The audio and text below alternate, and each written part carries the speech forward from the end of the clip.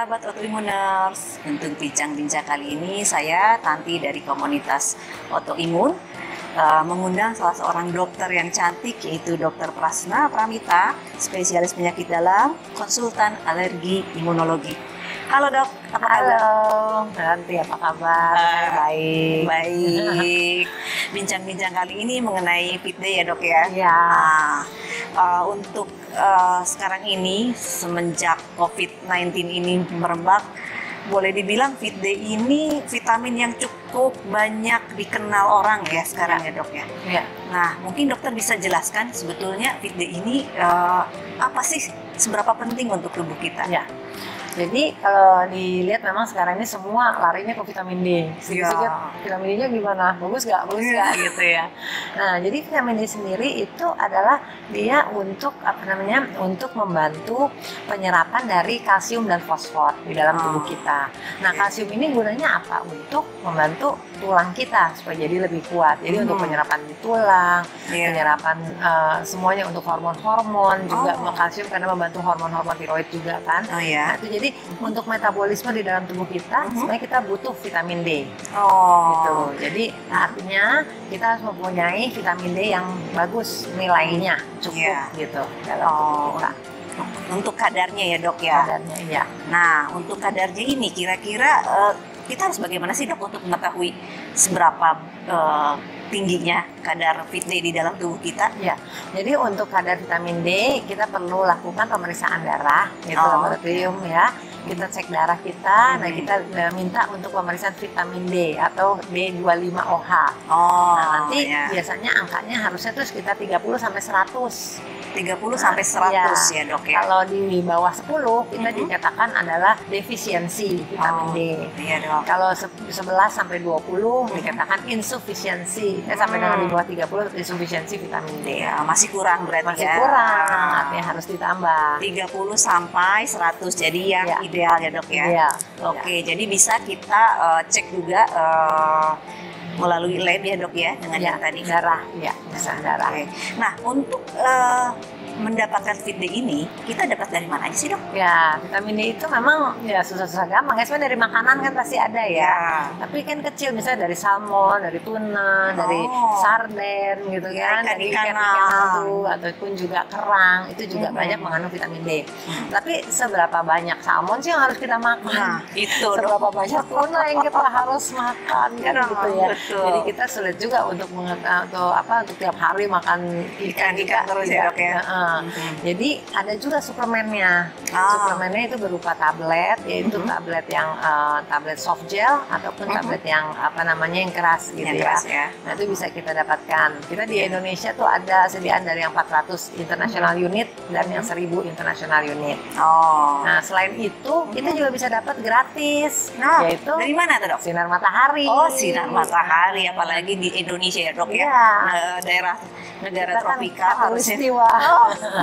Jadi sebenarnya kita kalau mau berjemur aja ya setiap hari sekitar 10 sampai 15 menit ya, pada jam 10 sampai dengan jam 15, jam 10 pagi sampai jam 3 sore. Nah, itu kita bisa dapatkan manfaatnya untuk vitamin D. Vitamin D jadi berjemur ya dok ya. Kurang lebih durasinya kalau menurut dokter yang ideal cukup 10 sampai 15 menit aja udah cukup. Nggak usah sampai gosong ya, seperti jemuran ya dok ya. Tapi jangan lupa pakai tabir surya. Tabir surya ya dok ya. Harus baik. Nah, mengenai fit day ini untuk terutama orang-orang seperti kita autoimun ada kaitannya dok ya? Nah, vitamin D kan kalau kita mau dapat dari sinar matahari untuk orang-orang pada penyintas autoimun yang tidak boleh kena matahari itu adalah penyintas SLE. Iya, ya, lupus tidak boleh kena matahari gitu kan. Iya, tapi kalau yang lainnya tetap boleh ya. Nah, kalau pada lupus ya paling kalau kena matahari kan biasanya ya maksudnya tidak secara langsung, tapi kan orang pasti juga ada kenanya ya sedikit ya. Tapi kan dengan bantuan ditutup mungkin pakai payung atau kita jalan ke panas ya harus pakai payung atau pakai ya lainnya lah untuk menutup. Nah, tapi untuk ini penyintas autoimun lainnya ya tetap diperlukan, tetap sama, kita tetap harus berjemur. Iya, jam 10 sampai jam 3 sore. Nah, kalau misalkan seperti kebetulan saya penyintas lupus juga ya dok ya. pagi itu apakah sudah bisa kita untuk berjemur misalkan Gitu ya. di bawah jam 7 Bawah jam seperti itu? 7. Oke. Jadi gini, sinar ultraviolet gitu ya. Ya. Sinar ultraviolet itu ada yang A, ada yang B, ada yang C. Ah. Nah, yang A itu yang pagi hari Oh, yang pagi ya, yang itu pagi itu ya. A. Tetapi tubuh kita tidak butuh yang A. Oh, justru tidak Kita, butuh. kita butuh yang B. B. Yang B itulah di jam 10 sampai jam 3 sore. Oh, nah ini Nah. ilmu baru nih untuk para sahabat autoimmuners ya. Ternyata berjemur pun ada waktunya. Iya. Dan ultravioletnya sendiri memang ada Yang tadi kita butuhkan A, B dan C Iya. ya. Kalau Dok, yang ya. C memang udah nggak masuk lagi nih ke kita karena udah tertahan oleh ozon. Oh. Kita itu gitu. Mhm. Tapi ya tidak salah kalaupun kita mau misalnya mau berjemur pagi hari boleh-boleh aja. Cuma manfaatnya lebih bermanfaat kalau yang jam 10 sampai jam 3 sore. 10. Iya, Dok. Oke. Nah, untuk kami penyintas autoimun itu boleh dibilang rata-rata defisiensi ya, Dok ya, kurang. Oh ya, rata-rata nggak usah yang penyintas ya, yang normal aja juga biasanya kurang. Iya. Nah, jadi biasanya kalau kurang itu ya kita harus kasih apa namanya suplemennya dari tablet. Ya kalau kita memang bisa berjemur ya ada baiknya juga kita berjemur. Sekalian berjemur Ya, ya. jadi tetap dua itu tetap kita lakukan setiap hari. Iya, Dok. Nah, untuk teman-teman mungkin penyintas yang ada kalanya mungkin tidak diresepkan Fit Day, itu baiknya seperti apa, Dok? Yang apa tuh? Tidak diresepkan oleh dokternya, misalkan mengenai vitamin D, apakah boleh bertanya mengenai kadarnya atau Oh iya, ada advice seperti apa menurut boleh. dokter? Misalnya kalau saya kadang-kadang gini, ini pengalaman di praktek aja ya. Kalau misalnya pasien tersebut dengan penyintas ini dengan misalnya berapa angkanya 12, 13 Ya. gitu ya. Biasanya saya kasih dia 5.000 sehari. Oh. 1 kali 5.000 international unit gitu. Iya.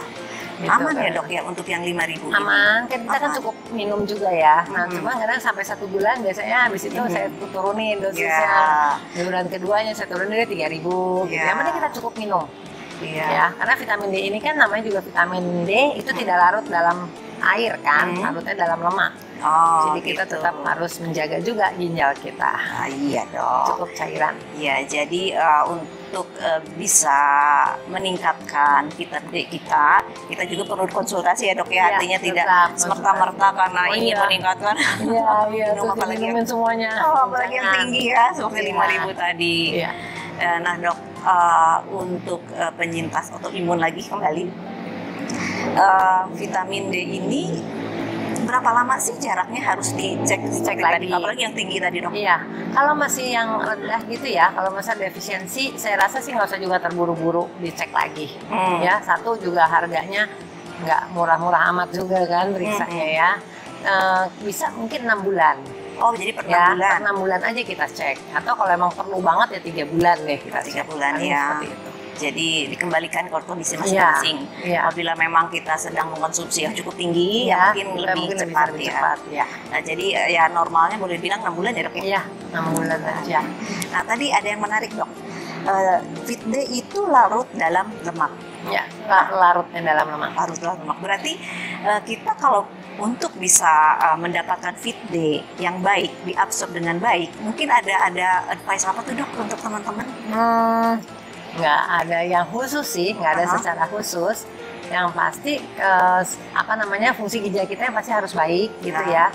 Jadi kita harus cukup cairan, minum 2 liter, yaitu 6 gelas sampai 8 gelas air putih selain air lain setiap harinya. Ya. Lalu kalau kita memang melakukan olahraga juga, kita harus bertambah juga cairan kita. Iya. Ya, berarti kalau kita keluar keringat, buang urin gitu, itu semua kan harus digantikan. Iya. Jadi tetap harus minum lagi. Iya. Nah itu aja supaya dijaga keseimbangan cairan kita dalam tubuh. Jadi prinsipnya keseimbangan cairan ya, Dok Iya. ya. Dan untuk minum Fit D ini dengan lemak ini, saya pikir bisa dengan makanan, habis makan baru minum. Jadi artinya Oh boleh, uh-uh. boleh. Kalau dengan kita habis makan, terus lalu kita berikan suplemennya. Nah, betul. Boleh setelah makan Setelah ya, makan, ya. kita minum Iya. vitamin D-nya. Oke, Dok.